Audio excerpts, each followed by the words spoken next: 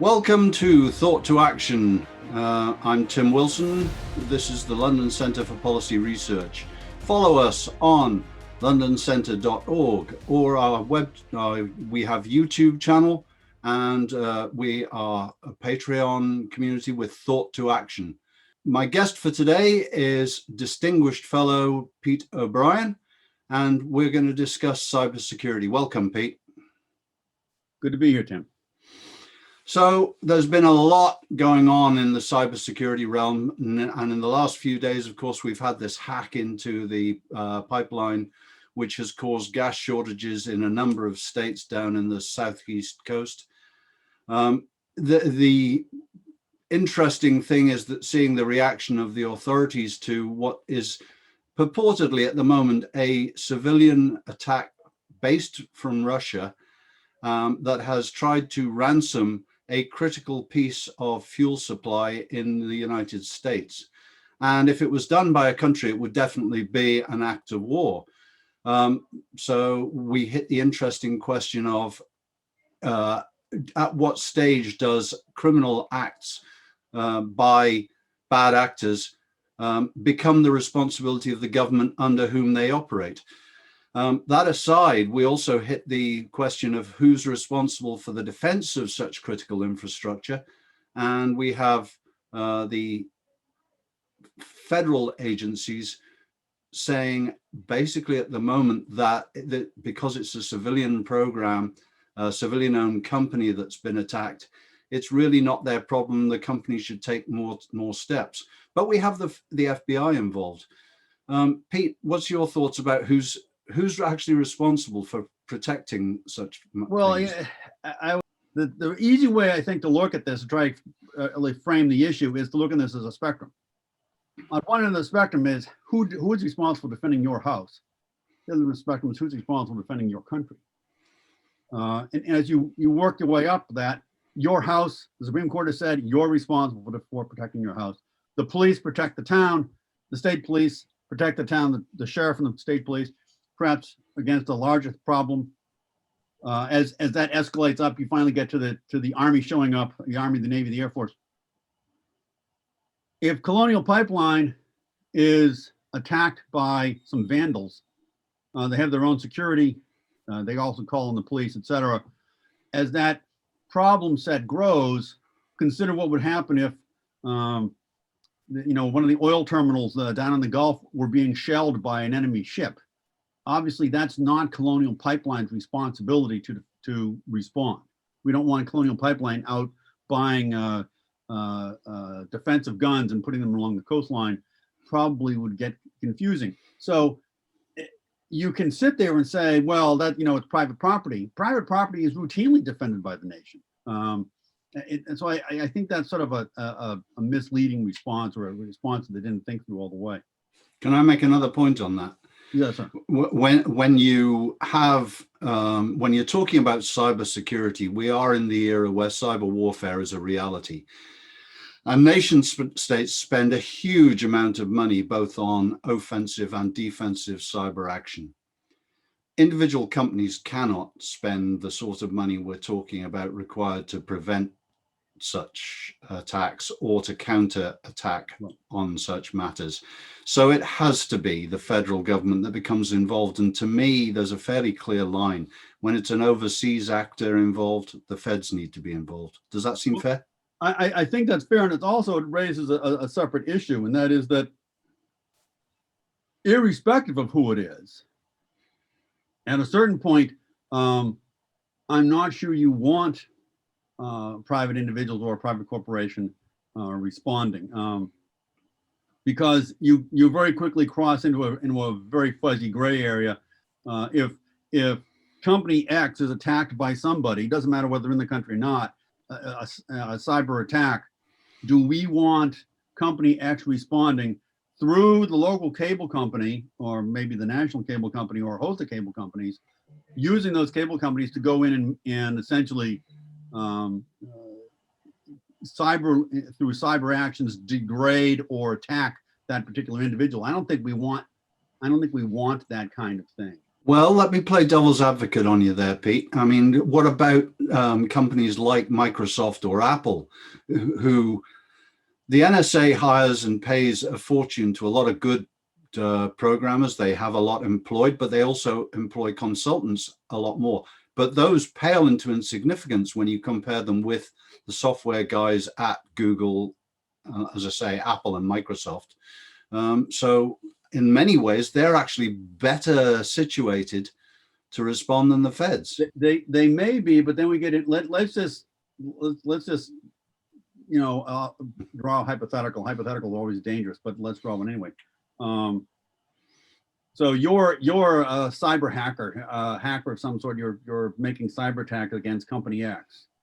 Company X brings in, some consultants or whatever, or maybe they farm it out, they contract it out, whatever. And the company then, well, under the auspices of we're defending ourselves, they have some cyber folks come in and they conduct a cyber attack on your system. Yep. Okay. And by doing the cyber attack, they damage your system to the tune of $10,000. Exactly what has happened here vis-a-vis the law. I mean, an interesting situation here. If someone drove up to the building, if you drove up to Company X's building and they opened up with a machine gun and shot your car up and caused $10,000 worth of damage, you could go back at the company and say, "Hey, you guys just destroyed my vehicle." Yep. So at a certain point here, we don't necessarily want the corporation responding in kind to your attack. That's why we have police. That's why we have a court system. That's why we have a series of laws. We don't want this just immediately farmed back to the company and say, "Here, you guys take care of it." I think there's a dangerous precedent there. I agree with that. And I understand exactly what you're saying, but I come back to the issue of the analogy comes back almost to, am I defending my own house if I defend my own company? And to take your hypothetical a little bit, but what happens if somebody's stolen a backhoe and is driving it towards your computer farm, where potentially they can cause millions of dollars of damage? If you then shoot the engine block out of that backhoe, that's a fair response, regardless of whether you're federally covered or not. Well, I would agree, but I would suggest that you have to have a couple of things that are present in the situation. First off, I would submit that it has to be an immediacy issue. Yes. There can't be any kind of significant time delay. I think it also has to be restricted to a purely defensive response. I see two parts to that. One, to take your hypothetical a bit further, it would make sense to put a lot of heavy concrete blocks around your vulnerable server farm, for example, to prevent any sort of physical attack. And that would be fair enough. But then if you see a threat coming, there's got to be some way that you can actually respond to take it back. And I come back to the issues really are around, I never thought I'd end up saying this. You've actually backed me into saying there needs to be some sort of federal oversight, particularly as the best form of defense is attack. A counterattack would seem perfectly reasonable to take down whoever was doing it. And that then gets into exactly the realms you're talking about. If you're trying to take down Russian servers because they're servicing this type of blackmailer, boy, the international political ramifications are huge. And you need some sort of federal oversight of that. Right. And it happens so quickly because you don't know where the particular routers are. You don't know where the servers are. They can be located anywhere. You can have a server in country X and a router in country Y, and you're going after somebody in country Z, and all of a sudden you've got 3 separate countries involved. Besides obviously us. So it's a very complicated problem, and I think that there's such a potential for something to escalate that we find ourselves in the unfortunate but very real situation is that the federal government sort of needs to be involved in virtually any kind of response other than the immediate defensive response. On the other hand, one of the great strengths of this country is, as we've seen, for example, with manufacturing the vaccine for the virus, the innovation comes out of the private sector. And when you're talking about cyber warfare, let's take another analogy, also a dangerous thing, like hypotheticals. Who builds the better concrete blocks? Who builds the better cannon? And then you hit the balance between armor and firepower. And it's the civilian sector that's going to likely produce the best results. And it seems very much to me in cybersecurity at the moment, defensive operations are infinitely more difficult than offensive operations. We're on the back foot. And, you know, there is nothing that in this age that cannot be hacked. There's no such thing as 100% secure system, is there? No, there isn't. And I would respond here by saying that the issue really has to be that we have to, one, recognize we need to spend much more time on developing defensive software, hardware mechanisms for our various systems, particularly for our infrastructure, the 18 key infrastructures. Yeah. But energy is perhaps the foundational infrastructure that we need to address. Yep. And energy writ large, electric power, movement of natural gas and oil, et cetera, refineries. But I would say that when you start looking at if you will, offensive response to cyber attack, I think the problem that we have here is that too many people get too wrapped up in the idea that a cyber attack should draw a cyber response. And I think that if you play tit for tat with cyber, you will always be the loser if you are the first target. That the guy who is on the attack to start will always come out ahead, because I can take a $100,000 investment in the right hardware and software and cause billions of dollars in damage. And if you come back at me with your cyber attack, I lose my $100,000. Whoopee. Yep. So if you are convinced that the response to a cyber attack is a cyber counterattack, I think you're in a losing fight right away.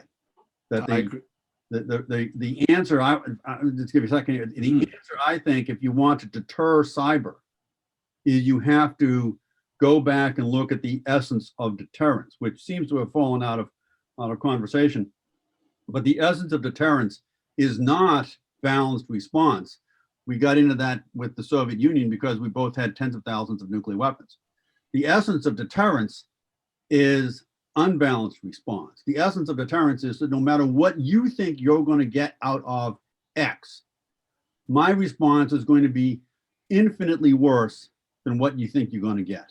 If you want to deter 20 guys who are sitting someplace in someplace in Europe or Asia and are doing this for at the behest of somebody in some government, China or Russia or wherever, the answer is not to go and break their toys.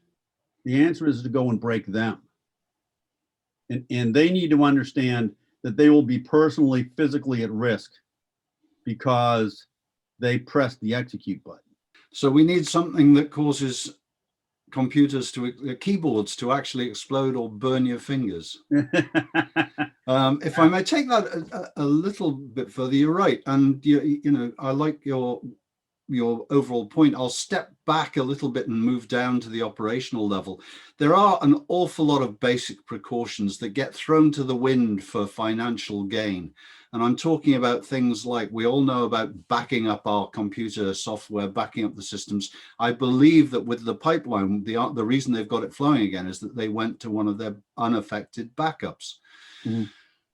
There's also air gapping. That is to say, not connecting every single system to the internet, or at least making that internet connection intermittent, not constant. Right. And people should think in those terms. One of the systems that I used to work on literally had timed switches where only a certain segment of the system was online at any one time. And that just meant that if one part was infected, it was limited to one part of the whole problem. So Right. you're mitigating the effects of any attack. And when billions of dollars are involved, as you rightly say, in many systems they are, especially in critical infrastructure, mitigation has got to be a key strategy. Right. But I think the other side of that is that as you say, we have been penny wise and pound foolish. Yeah. On much of this. I recall a number of years ago, not that many years ago, seeing a figure that said that basically the entire energy infrastructure of the United States could be secured from cyber attack. I think the initial investment, the number that sticks in my head was $70 billion, but that could be wrong. And I'm not sure exactly who came up with that number, but there was some study done by one of the large. Yeah, they've just updated it to 100 billion is enough. Okay, yeah, right. So I mean, $100 billion sounds like a lot of money until you consider that we threw $4.5 trillion extra dollars out the door last year in response to this virus. Yep. So when you start looking at $100 billion to, honest to God, protect our energy infrastructure, I don't think that's expensive, particularly when my recollection was it was going to be $3 or $4 or $5 billion a year after that to keep it updated. So writ large, that spread across the entire country, the entire energy infrastructure systems. I don't think that's a lot of money. We should have spent it, but we haven't. And that sort of speaks to the real issue is, as you say, people know what they should do and they don't do it. Yep, absolutely right. Pete O'Brien, distinguished fellow at the London Centre, thank you so much. I'm Tim Wilson. This is the London Centre's Thought to Action. Follow us at londoncentre.org. Follow us on Twitter at LCPR. We're on almost every other channel you can think of. We have a YouTube channel. Follow us there. Please subscribe. And if you can, please join our Patreon community where you'll get advanced showings and extra information. This has been the London Centre's Thought to Action.